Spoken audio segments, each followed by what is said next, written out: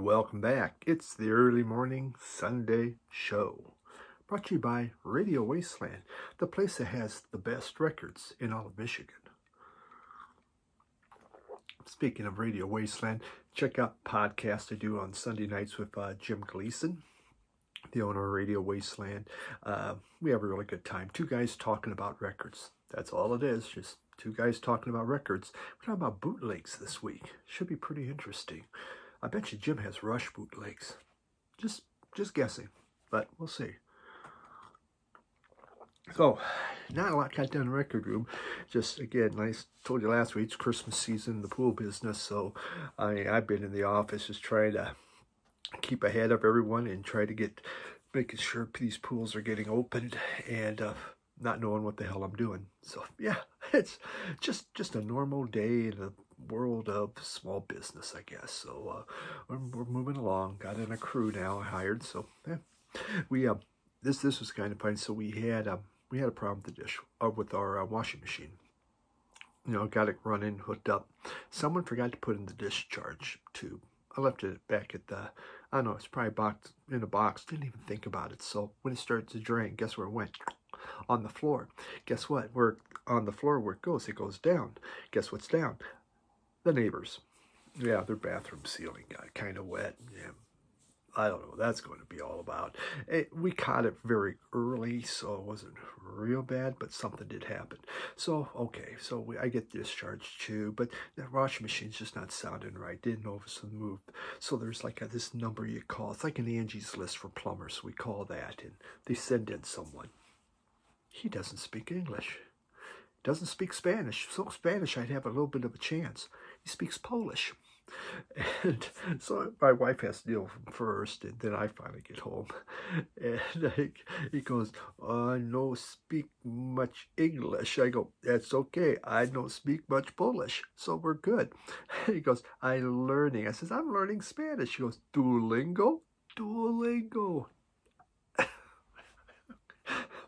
He had this translator, so he's trying to say, but I don't have a translator to do Polish. So I'm saying, do you need a clamp? A clamp? Yeah, oh, nice guy, nice young guy. But I don't know if he knows how to fix a washing machine. He could unscrew it, I tell you that. He took all the screws out and look, and goes, it's good. Is it? Is it really? Oh, boy. So, it was only, I think he was here 2.5 hours, $79. You get what you pay for, baby. I don't know. Okay. We got some records. I'm just tired. I am working 7 days a week. It's like, oh boy. But hey, there's some great stuff right now, and so I have some new albums here to show you, and something I've had for a while that just never got shown me even before I moved. But we're going to start here. This is a favorite group, Madhu Makhtar. I am a huge fan. Madhu Makhtar started in 2008 out of Niger, and put out 6 albums, and Madhu Makhtar, he actually, his family hated electric music, didn't want anything to do with it, but he had heard some, and he had the bug. Sounds like a rock and roll story, doesn't it? Parents say, no, you can't have this, you can't have that, and yet the child finds a way, and he does. He creates his own electric guitar out of bicycle wires, and yeah, uses the bike cables for strings, and away he went. This is a blend of desert blues and hard rock licks. If you've watched my channel, you've seen me show Madhu Makhtar before, but this one's wow. This is just excellent. It's called A Funeral for Justice, and it's the second album he's done off of Matador, and they're out touring now.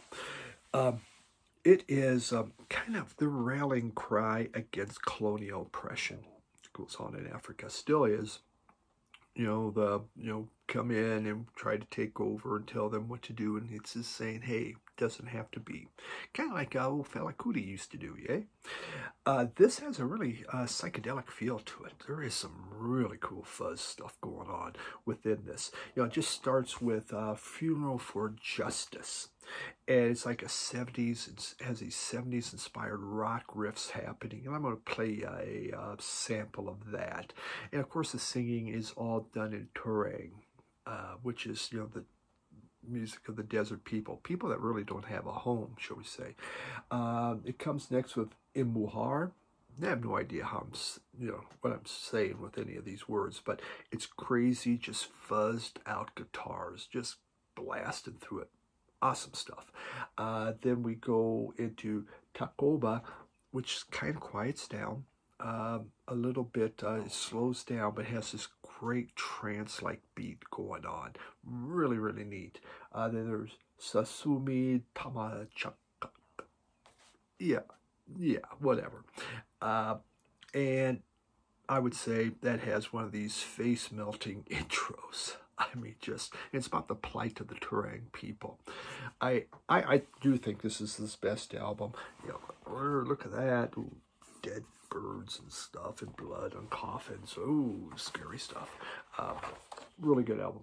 Very, very good album. I like this thing a lot. I've played it I can't say I played it quite a bit because I rarely get to play. I come home and fall asleep. I sit in this chair to listen to music and go, that's my life lately. But this one's been played a few different times. All these albums I've played, I just don't play as much as I play music as much as I should.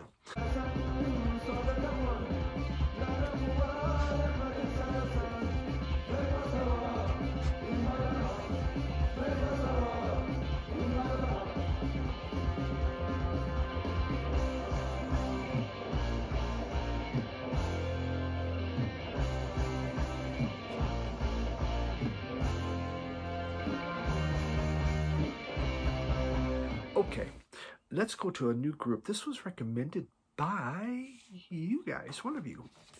Manami Deutsch. Isn't that a weird name? Manami Deutsch. And they're out of Tokyo.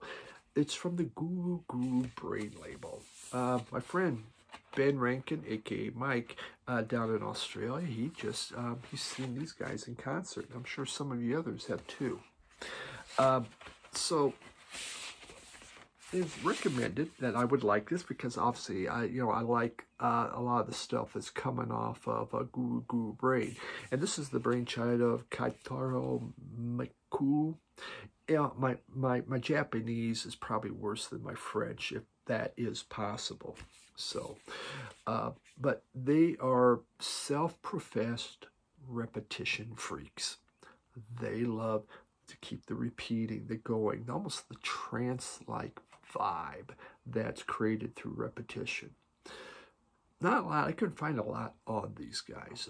But they put out 3 albums, and I got all 3 of them. You know, if you want to buy one, why buy one when you can buy all 3 because you don't know which one to buy? Well, that makes it easier, right?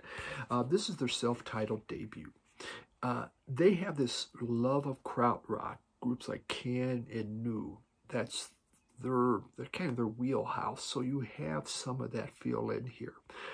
The lyrics are in Japanese, and they're really whispered over. It's kind of like a hard, cold beat, and it's just repeated. It's repeated. This very pleasant ambiance is going on.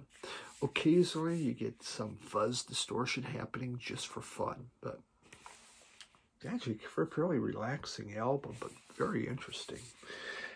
Then, in 2018, they have this one here. And, what's this one called? With Dim Light. With Dim Light came out 2018. It has their signature fuzz happening going on. Thumping bass and these dreamy vocals. It's a little more experimental, though. Even maybe you could say a little bit of a post-punk feel happening in this. So, it was, again, very, very good. Nothing much on the inner sleeves, just black. Yeah, you don't do a whole lot there, but very similar to the first one. Again, they're expanding out of their sounds, getting a little bit more. They're trying some new things. So that's a dim with dim light. Then in 2022, they came out with this. Now, if I could get this obi strip off without tearing it up. Let's see here. This is where we should do edits and stuff like that, so you don't have to watch someone trying to do that, but ta-da! Okay, I haven't even opened this up, so you're the first. There you go. Hey, that's kind of a nice inner sleeve, isn't it? I like that. This one is called Fortune Goodies. Plain, nothing there. Just say, and the album Black Vinyl. Okay, so Fortune Goodies. I like this one the best of all of them. It's kind of a little, you could say maybe there might be a little more heavier kraut rock influences in there, and but I also felt there was more of a pop feel. The vocals, which generally are whispered and pushed back, are more out front on a few of these songs. You got like Grumpy Joa. It's has this very cool groove going. I'm going to play a sample of that. And the vocals definitely are more up front. Your Pulse is a song, Cosmic Feel.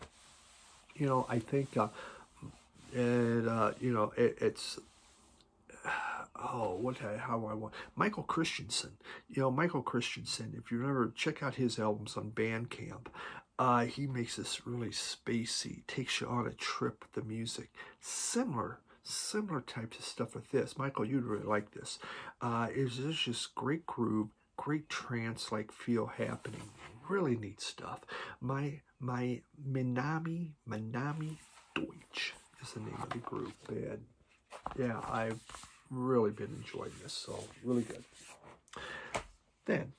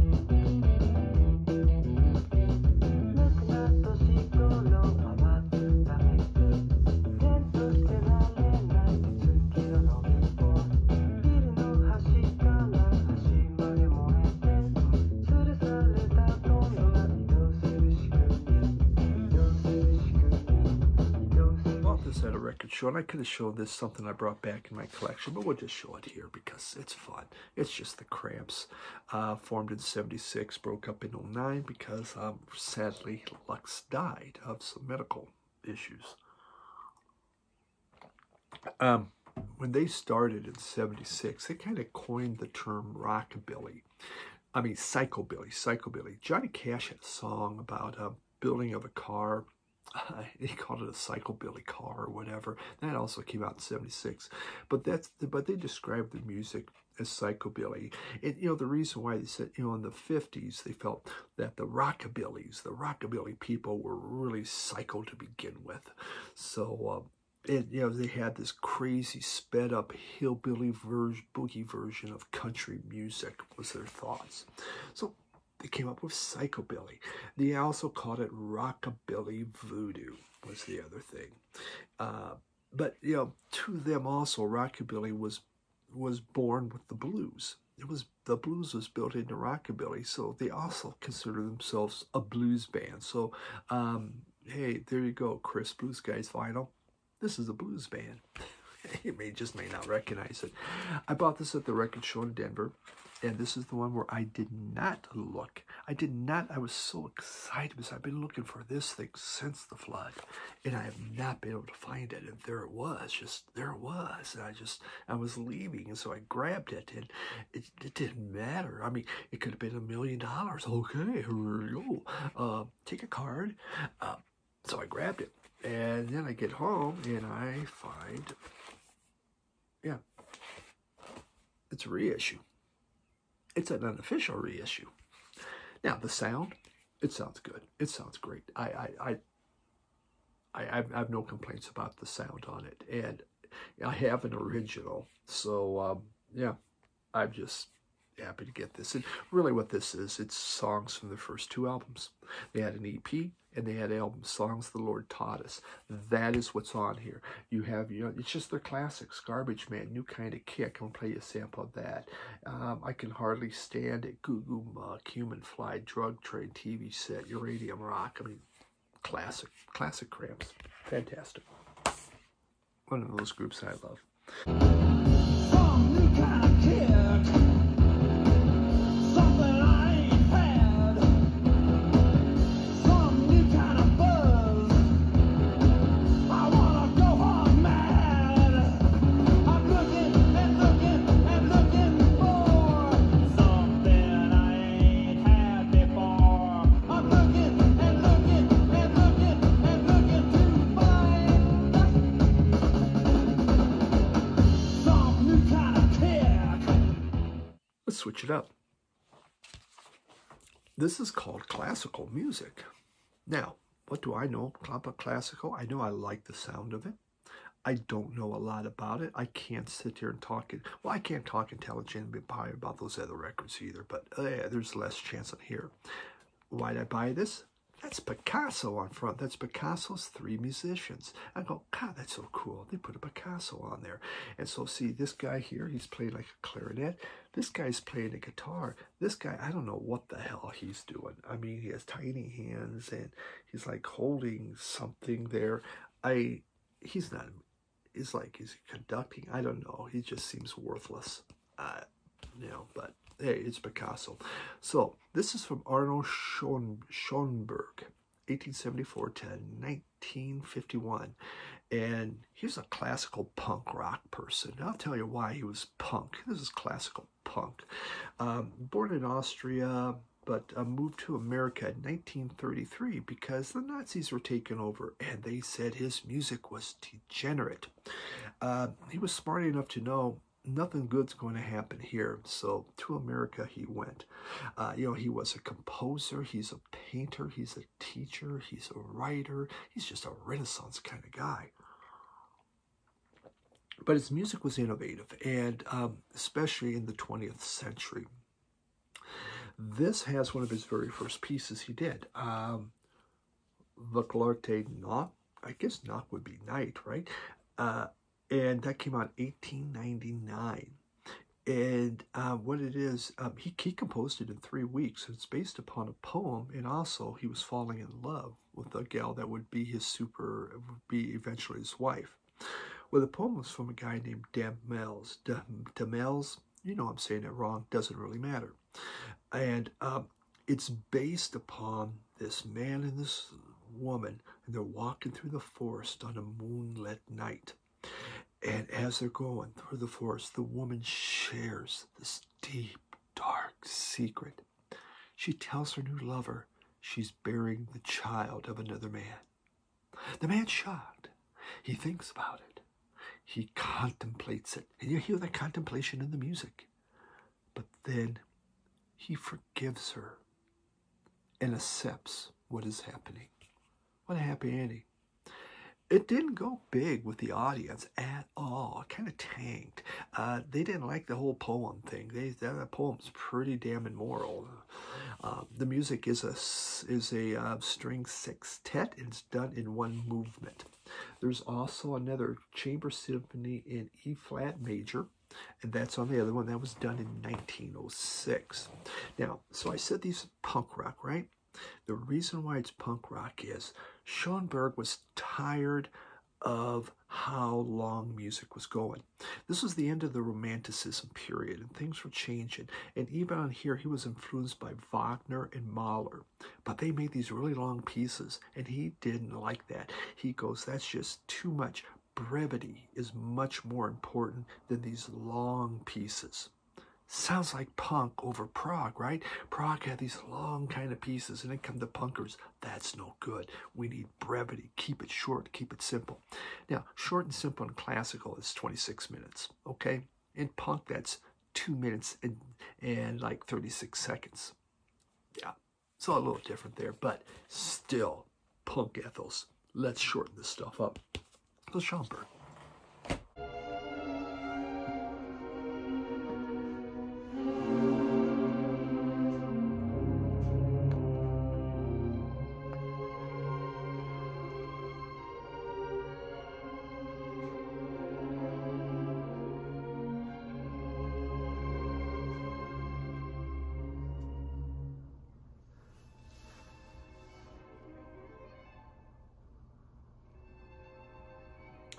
Final one we have today, Acoustic Alchemy, Red Dust and Spanish Lace. I have a couple of these. These were sent to me after the flood, and I don't think I've ever shown them. You know, I don't put away records until I show them. It just stuff gets, you know, you get a whole bunch of stuff and things get buried. But I wanted to make sure I talk about it. So Acoustic Alchemy, they are from London. They're formed in 81 and they are still going. This is smooth jazz. Am I a smooth jazz kind of guy? I'm not really, but it's done by Nick Webb and was started by Nick Webb and Simon Jones, I believe. But then Gary Carmichael came in a little later and he replaced Simon Jones. What's interesting about Acoustic Alchemy is they were a house band. That's right. They were an actual house band on Virgin Airlines on the flights from UK to America. They're on the flight. They're the house band. Isn't that fun how airplane flights used to be? Live music, your own concert. Oh well. So Red Dust and Spanish Lace. This is their first album that they put out. Came out in 1987. It has on here the hit, which I didn't know. I had no idea if there was a hit. Mr. Chow, which they call Chinese reggae. And I'll play a sample. Mr. Chow. It's actually it sounds pretty good. And it does have a Chinese reggae feel. The sample may not show it as much, but believe me, it is there. The music is very laid back. It's kind of, I call background music. I could be doing something else and you're listening to it. Really good acoustic guitar playing. Feels a little dated now, quite honestly, but I'm telling you, you want a nap? Get a good nap, baby. It's relaxing, so liked it. And there they are. I don't know, maybe that was taken on Virgin. Maybe that might be their Virgin Airlines ID. I'm not sure. So, smooth jazz from Acoustic Alchemy. Not bad. I mean, I enjoyed the album. Would I grab it a lot? No. No, I won't, to be honest. I mean, they're competing against Miles Davis. Come on now. Come on. So...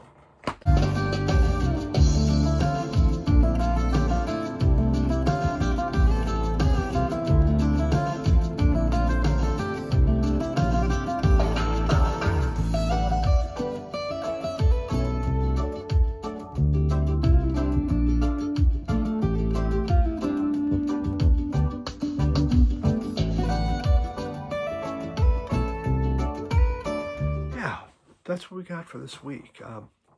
Still haven't hit a record store. Well, I hit the one, but I have another video coming up on, I got a couple more record stores to show in Michigan yet. I appreciate you dropping by. Thank you very much. Midweek, I don't know, maybe there'll be one Tuesday or so. I'm not sure. I was challenged by a couple people to do a couple more videos. And like, really? I don't know if I have time or whatever. I mean, I still have some stuff shoved inside my my phone that I haven't shown before. We'll see. But again, appreciate you. Check out that podcast, Two Guys Talking About Record, on Spotify, iHeart, Facebook, YouTube, On YouTube, it's under Radio Wasteland Records. They're a great channel to check out. And yeah, I was supposed to, I was going to do a shout out today and I forgot. Sorry, Jim Larson. I will get you a shout out next week. Thanks, everyone. Have yourself a good one. Bye.